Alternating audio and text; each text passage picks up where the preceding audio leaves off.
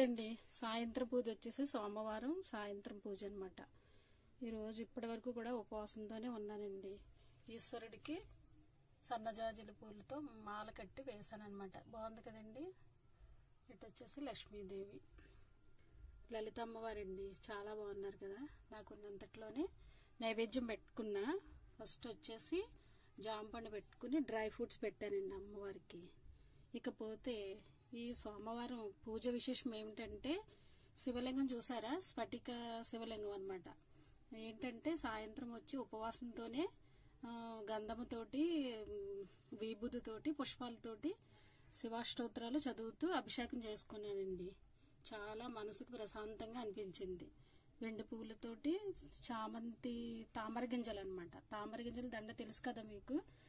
అట్లా ఈశ్వరుడిని అలంకరించుకుని ఇలా పూజ చేసుకున్నాను అనమాట. చూడండి ఎంత బాగుందో. నెక్స్ట్ వచ్చేసి ఫస్ట్ తొలి పూజ వినాయకుడికి చేసుకుని అరటిపళ్ళు అవి సమర్పించుకొని సాయిబాబా లక్ష్మీదేవి అండి అష్టోత్తరం చదువుకున్నాను. ఇకపోతే సాయంత్రము కొద్దిగా బిర్యానీ చేశాను అనమాట. కొద్దిగా ముందుగా దేవుడికి పెట్టుకున్నా. చలిముడి వడపప్పు కూడా పెట్టానండి. కొద్దిగా కొబ్బరికాయ కుట్టేస్తే హారతి కూడా ఇచ్చేసుకుంటే పూజ అయిపోయినట్టే. ఇట్లా సాయంత్రం పూజ వచ్చేసేసి సోమవారం పూజ చాలా అంటే చాలా ప్రశాంతంగా చాలా బాగా జరిగిందండి. మనసుకి ఎంతో సంతోషంగా అనిపించింది.